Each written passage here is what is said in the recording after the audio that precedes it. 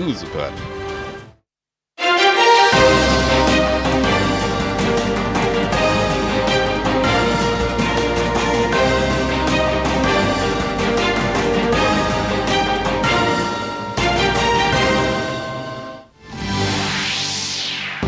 प्रधानमंत्री नरेंद्र मोदी ने गुजरात में सूरत एयरपोर्ट के नए एकीकृत टर्मिनल भवन को किया राष्ट्र को समर्पित। टर्मिनल भवन व्यस्त घंटों के दौरान 1200 डोमेस्टिक और 600 इंटरनेशनल पैसेंजर्स के लिए सुविधा देने में होगा सक्षम। एयरपोर्ट की क्षमता को बढ़ाकर 3000 यात्रियों तक करने की योजना।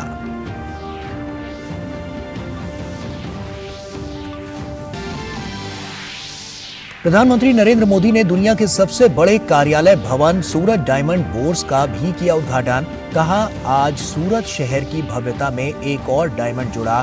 दुनिया को देश की सामर्थ्य दिखाता है डायमंड बोर्स। पीएम मोदी आज से वाराणसी के 2 दिवसीय दौरे पर विकसित भारत संकल्प यात्रा में होंगे शामिल। नमो घाट पर काशी तमिल संगमम के दूसरे चरण का भी करेंगे उद्घाटन।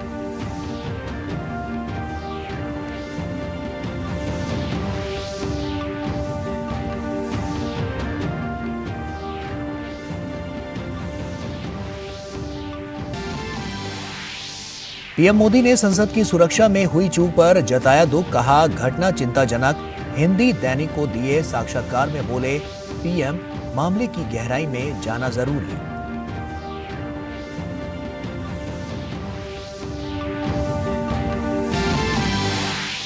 रक्षा मंत्री राजनाथ सिंह ने तेलंगाना में वायुसेना एकेडमी में 212वें ऑफिसर्स कोर्स की कंबाइंड ग्रेजुएशन परेड का किया अवलोकन। सैनिकों की ग्रेजुएट परेड में रक्षा मंत्री आजाद और नई सोच को समय की जरूरत।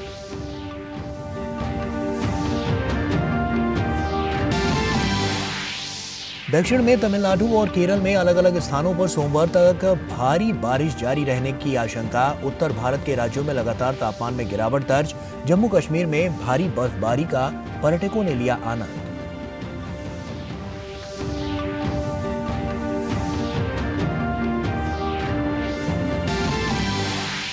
खेल की खबरों में भारत और दक्षिण अफ्रीका के बीच 3 वनडे मैचों की सीरीज का पहला मैच आज जोहान्सबर्ग के वॉन्डर्स में जीत के साथ सीरीज में बढ़त बनाने के उद्देश्य से उतरेगी टीम इंडिया। और खेलो इंडिया पैरा गेम्स के पहले संस्करण का आज समापन। 1 सप्ताह तक चले इन खेलों में युवा प्रतिभाओं ने दिखाया दम। सबसे अधिक पदक जीतकर हरियाणा शीर्ष पर। नमस्कार, आप देख रहे हैं डीडी न्यूज। आपके साथ मैं हूं गौरव श्रीवास्तव। प्रधानमंत्री नरेंद्र मोदी ने सूरत डायमंड बोर्स का भी उद्घाटन किया। यह अंतर्राष्ट्रीय हीरे और आभूषण कारोबार के लिए दुनिया का सबसे बड़ा और आधुनिक केंद्र है।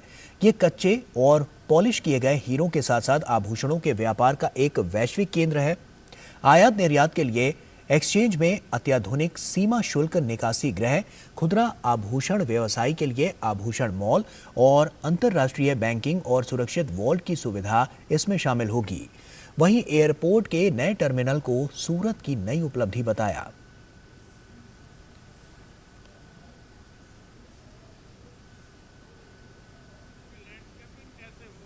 जब मैं पहले आता था यहाँ तो सूरत का एयरपोर्ट कभी कभी लगता है बस स्टेशन ज्यादा अच्छा कि एयरपोर्ट अच्छा।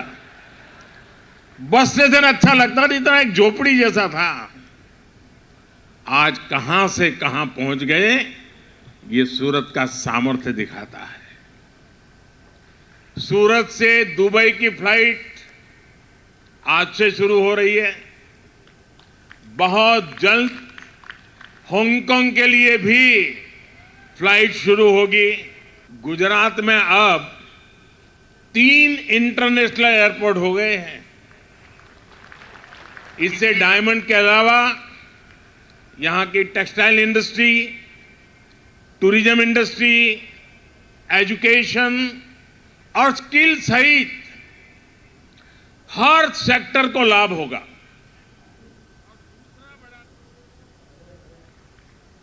ऐसे आधुनिक होते सूरत को डायमंड बोर्स के तौर पर इतनी बड़ी बिल्डिंग मिलना अपने आप में ऐतिहासिक है। आजकल आप सभी मोदी की गारंटी की चर्चा खूब सुनते होंगे। हाल के दिनों में जो चुनाव नतीजे आए, उसके बाद ये चर्चा और बढ़ गई है। लेकिन सूरत के लोग तो मोदी की गारंटी को बहुत पहले से जानते हैं। यहां के परिश्रमी लोगों ने मोदी की गारंटी को सच्चाई में बदलते देखा है और इसी गारंटी का उदाहरण ये सूरत डायमंड बुर्स भी है। और प्रधानमंत्री नरेंद्र मोदी ने गुजरात के सूरत में रोड शो किया। इस दौरान लोगों की भारी भीड़ उमड़ी। प्रधानमंत्री मोदी की एक झलक पाने के लिए बड़ी संख्या में लोग सड़कों पर मौजूद रहे। पीएम मोदी ने लोगों का गर्मजोशी के साथ अभिवादन किया।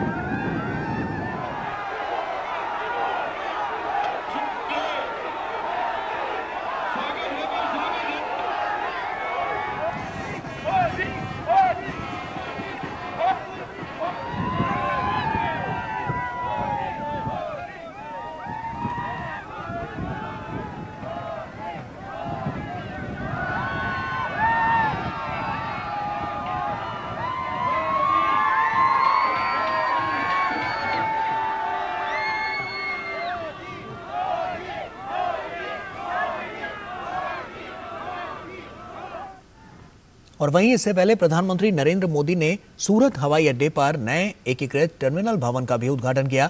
इस दौरान गुजरात के मुख्यमंत्री भूपेंद्र पटेल भी मौजूद रहे। टर्मिनल भवन व्यस्त घंटों के दौरान 1200 घरेलू यात्रियों और 600 अंतर्राष्ट्रीय यात्रियों को संभालने की क्षमता रखता है और इसमें सर्वाधिक व्यस्त घंटों के दौरान की क्षमता को 3000 यात्रियों तक बढ़ाने का प्रावधान है। साथ ही वार्षिक प्रबंधन क्षमता 55 लाख यात्रियों तक बढ़ रही है। टर्मिनल भवन एक तरह से सूरत शहर का प्रवेश द्वार है, इसलिए इसे स्थानीय संस्कृति और विरासत के साथ डिजाइन किया गया है, ये सुनिश्चित करते हुए कि यहां आने वाले आगंतुकों के लिए आंतरिक और बाहरी दोनों संस्कृतियों का प्रतिबिंब देखने को मिले और उनमें स्थानीय स्थल के प्रति आकर्षण का भाव उत्पन्न हो। और विशाल बैरिस्टो हमारे सहयोगी हमारे साथ जुड़ रहे हैं। विशाल, साफ तौर पर एक बड़ी कवायद यहां से देखने को मिल रही है और ऐसे में आने वाले समय के लिए एक मजबूत भारत का निर्माण होते हुए विकास की ये धारा एक नया आयाम लिखती हुई नजर आ रही है। क्या ताजा अपडेट और किस तरह की प्रतिक्रियाएं लोगों की तरफ से निकलकर सामने आ रही है? देखिए गौरव, आपने प्रधानमंत्री को सुना। पहले सूरत का जो एयरपोर्ट था वो बिल्कुल हवाई बस स्टैंड जैसा लगता था, लेकिन आज सूरत की जो दिशा और दशा दोनों बदल गई है और गुजरात का ये तीसरा इंटरनेशनल एयरपोर्ट है। इसलिए भी ज्यादा इम्पोर्टेंट है ये एयरपोर्ट क्योंकि यहाँ पर डायमंड सिटी है सूरत, टेक्सटाइल का इंडस्ट्री है और अब IT हब बनने वाला है। ये जो नया टर्मिनल बना है इसका उद्घाटन करने के बाद प्रधानमंत्री ने दुनिया के सबसे बड़े डायमंड बुआ का इनॉग्रेशन किया और ये 15 मंजिला 9 इमारतें हैं जो आपस में इंटरकनेक्टेड है और ये वन स्टॉप हब होगा जहां पर आप डायमंड का स्टॉक मार्केट होगा, डायमंड का मर्चेंटाइज होगी। और जैसे कि हम जानते हैं कि सूरत अकेला पूरी दुनिया में जो नेचुरल डायमंड है उसका 92% ट्रेड जो है वो सूरत के अंदर होता है। तो उसके जरिए जब वन स्टॉप हब आपको मिलेगा और ऐसा एरिया जो पेंटागन जो रक्षा मुख्यालय है अमेरिका का, उससे भी बड़ा एरिया में ये बना हुआ है, तो आप समझ सकते हैं इंटरनेशनल एयरपोर्ट आपके पास है, वर्ल्ड लार्जेस्ट डायमंड बुआ आपके पास है। तो ये सब चीजें जब आपको इंफ्रास्ट्रक्चर मिलता है तो आपके जो उड़ान है उसमें नए पंख लगते हैं और नई ऊर्जा आ जाती है। बिल्कुल विशाल, और कहीं ना कहीं कनेक्टिविटी के लिहाज से देखा जाए और लॉजिस्टिक्स जिसकी बात हम कर रहे थे, तो कहीं ना कहीं वो अब काफी आसान हो जाएगा और ऐसे में जो आयात निर्यात का जो चरम है वो और ज्यादा देखने को मिलेगा। बिल्कुल गौरव, क्योंकि आप अभी जो जैसा हम डायमंड बुआ की बात कर रहे हैं, बुआ एक फ्रेंच वर्ड है जिसका मतलब होता है स्टॉक मार्केट और डायमंड से ये रिलेटेड है।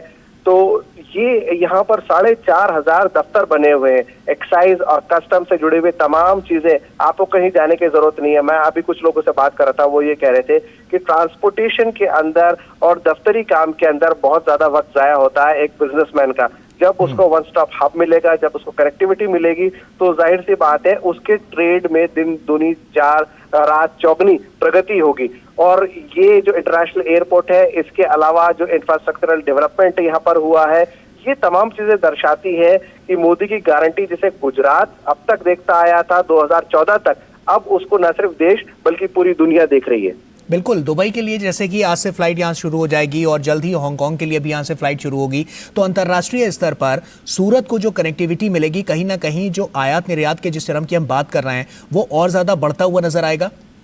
बिल्कुल गौरव, और मैं आपको ये बता दूं कि दुबई की पहली फ्लाइट यहाँ से उड़ान ले चुकी है, यहाँ से रवाना हो चुकी है। 11:15 बजे फर्स्ट फ्लाइट गई है और जैसे कि प्रधानमंत्री ने अनाउंस किया, दुबई के बाद हांगकांग से भी हम कनेक्टेड रहेंगे। दुबई और हांगकांग दो इंपॉर्टेंट हब्स हैं जेम्स और ज्वेलरी के। हांगकांग जो है जेम्स और ज्वेलरी का साउथ ईस्ट एशिया का सबसे बड़ा मार्केट है, और हम जानते हैं कि दुबई के अंदर भी हीरो का व्यापार कितना बड़ा मायने रखता है। तो जब डायरेक्ट कनेक्टिविटी दो ऐसे डेस्टिनेशंस पे आपको मिल रही है, और ये दो अकेले डेस्टिनेशन नहीं है बल्कि और भी विदेशों में यहाँ से फ्लाइट जाएंगी, और तीसरा अंतर्राष्ट्रीय हवाई अड्डा अगर गुजरात में आता है तो गुजरात के लिए एक बहुत बड़ी खुशखबरी है। नया साल आने वाला है, लेकिन नए साल से पहले ही प्रधानमंत्री ने गुजरात को आज दो बड़े तोहफे दे दिए हैं। बिल्कुल विशाल, आईटी के क्षेत्र की जब हम बात करते हैं तो देख रहे हैं कि सूरत उसमें बड़ी तेजी से आगे बढ़ता हुआ नजर आ रहा है। ये कितना बड़ा कीर्तिमान स्थापित करता हुआ नजर आएगा, क्योंकि जब कनेक्टिविटी बढ़ेगी तो कहीं ना कहीं आईटी फोरम में भी बहुत बड़ा इजाफा होगा। बिल्कुल ठीक कहा गौरव आपने, क्योंकि जब हम आईटी की बात करते हैं तो उसके अंदर इंफ्रास्ट्रक्चरल डेवलपमेंट बहुत बड़ी भूमिका निभाता है। जैसे कि हमने बात की कि वर्ल्ड लार्जेस्ट डायमंड बुआ बना है, उसके अंदर 4,500 दफ्तर है। तो इतना बड़ा दफ्तर, टेक्नोलॉजी के साथ वहां पर आईटी का एक बहुत बड़ा रोल रहेगा, बहुत अहम रोल रहने वाला है, ना सिर्फ वहां पर बल्कि इंटरनेशनल एयरपोर्ट पर भी। तो ये तमाम चीजें हैं जो नए नए रोजगार के अवसर पैदा करेंगी। स्टार्टअप्स को नया मौका मिलेगा कि वो नए आइडियाज लेकर आए, because it is all about ideas, कि आप कैसे आइडियाज लेकर आते हैं, चाहे वो मार्केटिंग में हो, चाहे वो ब्रांडिंग में हो, चाहे वो टेक्नोलॉजी में हो। It is all about ideas and how they click. और जब एक आइडिया क्लिक करता है तो उसके जरिए आप बहुत से लोगों को उसका फायदा पहुंचता है। सूरत तापी नदी के किनारे बना हुआ है, आसपास जो है ग्रामीण इलाका है, उन लोगों को भी यहाँ से फायदा होने वाला है, क्योंकि प्रधानमंत्री जो वोकल फॉर लोकल की बात करते हैं और लोकल से ग्लोबल, तो यहाँ का जो लोक संस्कृति है, जो लोक कला है, उसको अंतर्राष्ट्रीय स्तर पर भी लेके जाएंगे। अभी हमने यहाँ पर एयरपोर्ट अथॉरिटी ऑफ इंडिया की जो क्यूरेटर है उनसे भी हमने बातचीत करी। 4 अलग अलग फ्लोर्स है और हर फ्लोर पे कारीगरी दिखाई गई है गुजरात की। अगर हम टेक्सटाइल की बात करें, अकेले टेक्सटाइल में गौरव मुझे आज मालूम चला कि 15 अलग अलग तरह की वैरायटी है गुजरात के टेक्सटाइल में, और यहाँ पर सेल्फी पॉइंट्स बनाए गए हैं। यहाँ पर आपको ऑडियो गाइड है, आप खड़े होकर सुन सकते हैं। 3 लैंग्वेजेस में आपको ऑप्शन है, हिंदी, इंग्लिश एंड गुजराती। तो आप अपनी संस्कृति के बारे में भी समझ रहे हैं। जो विदेशों से लोग आएंगे वो जो लोकल फोक आर्ट है और फोक आर्किटेक्चर है, तो उनको बड़ा पसंद करते हैं और उसके बारे में जानने के लिए बड़े उत्सुक रहते हैं। तो लोकल आर्ट फॉर्म को भी बहुत बड़ी जो है यहाँ से उड़ान मिलने वाली है, और उनको बहुत माइलेज मिलने वाला है कि किस तरह से आप शोकेस करते हैं। मैं भारत का रहने वाला हूँ, भारत में पला बड़ा हूँ, मुझे नहीं मालूम था गुजरात के अंदर 15 तरह के डिफरेंट टेक्सटाइल्स हैं। इसी तरह यहाँ पर जो दरवाजों के पैनल है वो कितने अट्रैक्टिव है। यहाँ पर लकड़ी के दरवाजों पर चांदी की, सिल्वर की पेंटिंग की जाती है। तो ये तमाम एक्साइटिंग चीजें हैं जो आपको आपकी संस्कृति से जोड़ती हैं और दुनिया को भारत की ओर खींच कर लाती है। विशाल, रोजगार की दृष्टि से देखें तो आने वाले समय के लिए क्या माना जाए कि एक बहुत बड़ा मील का पत्थर साबित होगा?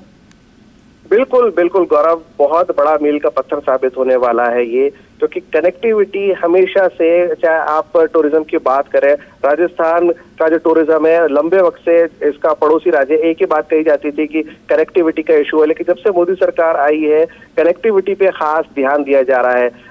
रोड कनेक्टिविटी है आपके पास, रेल कनेक्टिविटी है, लेकिन जब हम अंतर्राष्ट्रीय स्तर की बात करते हैं तो आपको इंटरनेशनल कनेक्टिविटी बहुत इंपॉर्टेंट है, और इंटरनेशनल कनेक्टिविटी में एयरपोर्ट्स जो है वो एक इम्पॉर्टेंट रोल निभाते हैं।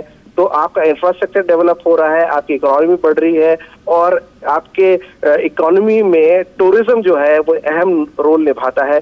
पर्यटन को भी इससे बहुत ज्यादा बढ़ावा मिलेगा। पर्यटन का मतलब ना सिर्फ पर्यटकों की आवाजाही, बल्कि यहाँ का जो इकोनॉमी है उसका एक इम्पोर्टेंट रोल रहेगा। विशाल, जैसा कि प्रधानमंत्री नरेंद्र मोदी खुद इस बात को मानते हैं कि जो तमाम बड़े और पहले से ही डेवलप जो सिटीज हैं, उसके अलावा टीयर 2 और टीयर 3 के जो सिटीज हैं उन पर खास फोकस किया जा रहा है। उसी कड़ी में आज की भी जब हम बात करते हैं तो कहीं ना कहीं कह सकते हैं कि इससे समूचा गुजरात ही नहीं, आसपास के जो और भी राज्य हैं उनको भी लाभ होगा। बिल्कुल गौरव, क्योंकि जब हम बात करते हैं टीयर 2 और टीयर 3 सिटीज को डेवलप करने के लिए, आपको बड़ा ताज्जुब होगा कि हालांकि सूरत का नाम डायमंड और टेक्सटाइल के लिए लिया जाता है, लेकिन ये दुनिया का चौथा सबसे तेजी से बढ़ता हुआ शहर है। तो ये अपने आप में कितना एक्साइटिंग है कि आपको 4th fastest growing city in the world, हर तरह से, इकोनॉमिकली, टेक्नोलॉजिकली। तो ये चीज जो है वो टीयर 2 और टीयर 3 की सिटी से अगर ये टैग जुड़ता है तो वो आपके लिए एक बहुत इंपॉर्टेंट बात हो जाती है। और दूसरी बात, प्रधानमंत्री अपने जो लोकल आर्ट फॉर्म्स है उसको लेके बहुत ज्यादा वो सीरियस रहे हैं, और जीआई टैग्स मिला है अलग अलग तरह के। अजरक जो यहाँ का लोकल टेक्सटाइल है, अजरक का नेचुरल कलर्स वो यूज करते हैं, टच का मिरर वर्क है, ये तमाम चीजें हैं जो एक विजन के जरिए एक इंटरनेशनल स्टैंडर्ड हासिल करती है। चलिए, बहुत बहुत शुक्रिया विशाल, तमाम जानकारियां हम तक पहुंचाने के लिए आपका। और साफ तौर पर काफी महत्वपूर्ण ये पूरा दौरा प्रधानमंत्री नरेंद्र मोदी का, और बड़ी सौगात आज गुजरात वासियों को मिली है। इसके अलावा आपको बता दें कि प्रधानमंत्री नरेंद्र मोदी आज ही नमो घाट पर काशी तमिल संगमम 2023 का भी उद्घाटन करेंगे। और एक भारत श्रेष्ठ भारत के इस अनोखी पहल को शिक्षा मंत्रालय द्वारा आयोजित किया जा रहा है। 15 दिनों तक चलने वाले इस कार्यक्रम का समापन 30 दिसंबर को अगस्त्य मुनि के जन्मदिन के अवसर पर होगा। वाराणसी के नमो घाट से हमारे संवाददाता अजय मिश्रा की यह रिपोर्ट देखिए। धर्म, अध्यात्म और ज्ञान की नगरी काशी भगवान रामेश्वरम की धरती यानी तमिलनाडु से आने वाले अपने विशिष्ट अतिथियों के स्वागत के लिए पूरी तरह तैयार है। मौका है काशी तमिल संगमम के दूसरे संस्करण का। भारत सरकार का शिक्षा मंत्रालय इस आयोजन के लिए नोडल मंत्रालय है। आईआईटी मद्रास और काशी हिंदू विश्वविद्यालय के संयुक्त प्रयास से ज्ञान के दो प्राचीन नगरों की महान संस्कृति को एक दूसरे के और करीब आने का मौका मिलेगा। इस बार का फोकस उसी काम को जो पिछले साल शुरू किया था उसको और आगे बढ़ाना है, और मुझे लगता है कि पिछले साल के अनुभव के हिसाब से इस बार और भी अच्छा आयोजन होगा। देखिए, हमारे देश की जो विविधता है उस विविधता में दक्षिण के लोग उत्तर की तरफ, उत्तर के लोग दक्षिण की तरफ अगर जाते हैं, समझते हैं, समय व्यतीत करते हैं तो ये एक बड़ी अच्छी बात होगी। इससे एक भारत श्रेष्ठ भारत की परिकल्पना को और मजबूती मिलेगी। वाराणसी में 17 दिसंबर से काशी तमिल संगमम का दूसरा संस्करण शुरू होगा। शिक्षा मंत्रालय के एक भारत श्रेष्ठ भारत कार्यक्रम का हिस्सा है काशी तमिल संगमम। दक्षिण भारत से करीब 1500 विशिष्ट अतिथि काशी तमिल संगमम का हिस्सा बनेंगे। काशी के नमो घाट पर होने वाले कार्यक्रम के लिए अब तक 42,000 से ज्यादा पंजीकरण हो चुके हैं। दक्षिण भारत के ये विशिष्ट अतिथि 7 विशेष संगमम ट्रेन से काशी पहुंच रहे हैं। 8 दिन के विशेष दौरे के लिए इन्हें 7 समूहों में बांटा गया है, जिनका नाम 7 नदियों पर है। गंगा, सिंधु, सरस्वती, यमुना, कावेरी, गोदावरी, नर्मदा समूह काशी यात्रा पर पहुंचेगा। काशी तमिल संगम जो है धार्मिक, आध्यात्मिक, सांस्कृतिक से ओतप्रोत यह संगमम, यह हमारे भारतीय सभ्यता और एकता को दर्शाने वाला है। काशी, प्रयागराज और अयोध्या के दर्शन के बाद विशेष ट्रेन से इनके वापसी की भी तैयारी है। आयोजन के दौरान तमिलनाडु और काशी की कला, संस्कृति, हथकरघा, हस्तशिल्प, व्यंजन और अन्य विशेष उत्पादों को प्रदर्शित करने वाले स्टॉल लगाए जाएंगे। काशी के नमो घाट पर तमिलनाडु और काशी की संस्कृति से जुड़े सांस्कृतिक कार्यक्रमों का भी आयोजन होगा। We are very happy to be here and we are very much happy to participate in this program. Very much happy, and we have to first thank our Kashi Tamil Sangamam and our Art and Culture Department Tanjore and North Central South Zone Culture Center and Government of India. आयोजन की पूरी अवधि के दौरान ज्ञान के विभिन्न पहलुओं जैसे साहित्य, प्राचीन ग्रंथ, दर्शन, आध्यात्मिकता, संगीत, नृत्य, नाटक, योग, आयुर्वेद, हथकरघा, हस्तशिल्प के साथ साथ नवाचार, व्यावसायिक आदान प्रदान, एडटेक और आधुनिक प्रौद्योगिकी पर सेमिनार, चर्चा और व्याख्यान आयोजित किए जाएंगे। अगस्त्य मुनि का बहुत तमिल का काशी का बहुत संबंध है। महर्षि अगस्त्य जी ने हिमालय से काशी आए, काशी में उनका शिव दर्शन हुआ। शिव जी दर्शन करके बताया उनको कि आप तमिलनाडु जाके तमिल भाषा का व्याकरण लिखिए। तो वहाँ जाके उन्होंने तोलकापियम नाम का तमिल व्याकरण ग्रंथ लिखा।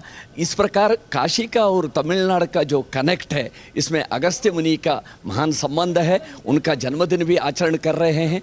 प्रधानमंत्री नरेंद्र मोदी वाराणसी में ही सर्व वेद मंदिर के उद्घाटन कार्यक्रम का हिस्सा बनेंगे और विकसित भारत संकल्प यात्रा पर प्रदर्शनी का भी अवलोकन करेंगे।